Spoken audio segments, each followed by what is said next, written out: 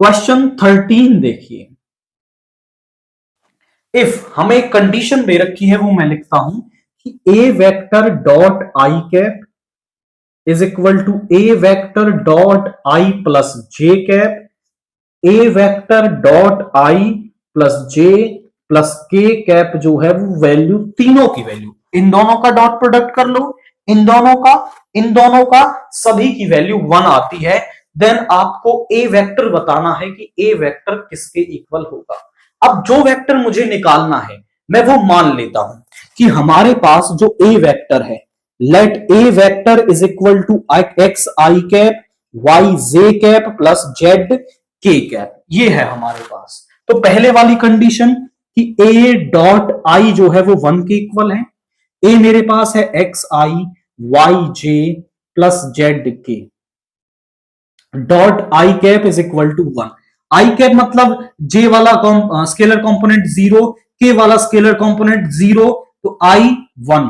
देखिए यहां 1 है, यहां x है, x आ गया। y वाले के साथ 0, z वाले के साथ 0 is equal to 1, which implies x की वैल्यू 1 आ गई। अब ध्यान से समझ पा रहे होंगे, x की वैल्यू मुझे मिल गई, दूसरे वाली कंडीशन से y मिल जाएगा, तीसरे वाली कंडीशन से z मिल जाएगा, और x y z मुझे मिल गया, मतलब मुझे ए वेक्टर मिल गया। तो मैं यहां पर अब दूसरे वाली कंडीशन ले लेता हूं, यहां पर a vector dot i plus j is equal to 1।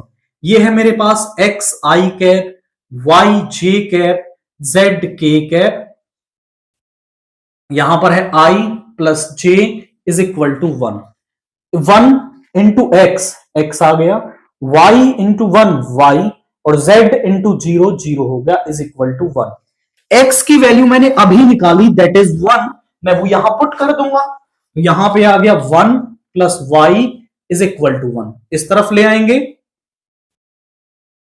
मतलब y की वैल्यू क्या आ गई, 0 आ गई। x मिल गया, y मिल गया, z और निकाल लेते हैं इस वाली कंडीशन से।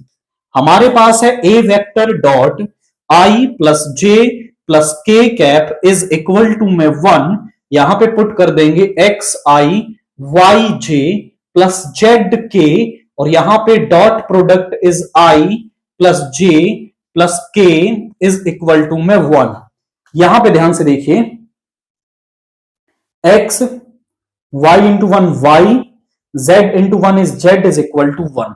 एक्स और वाई की वैल्यू मैं पहले ही निकाल चुका हूं, वो पुट करूंगा, और जेड की वैल्यू निकालूंगा। एक्स की वैल्यू हमारे पास है 1, वाई की 0, जेड इज इक्वल टू में 1। इस तरफ ले आओ तो यहां पे जेड की भी वैल्यू मेरे पास क्या आ गई, 0 आ गई, विच इंप्लाइज की जो ए वेक्टर है वो क्या हो जाएगा, एक्स की वैल्यू 1 यानी आई कैप, 0 जे कैप, 0 के कैप, विच इंप्लाइज की जो ए वेक्टर है वो आपका क्या आ गया, वो यहां पे सिंपली आई कैप आपको मिल गया, यानी आप इसके अंदर ऑप्शन बी को यहां पर टिक करेंगे। तो सिंपल आप समझे कि क्वेश्चन को किया कैसे है। जो वेक्टर मुझे निकालना था वो पहले मैंने मान लिया कि जो ए वेक्टर है वो एक्स आई कैप वाई जे कैप जेड के कैप है। फिर उसका पहले वाली कंडीशन में डॉट प्रोडक्ट किया, 1 के इक्वल दे रखा था, वहां से x मिल गया, दूसरे वाली से y मिल गया, तीसरे वाली से z मिल गया, x y z को यहां रखा और मुझे a वेक्टर यहां पर मिल गया है।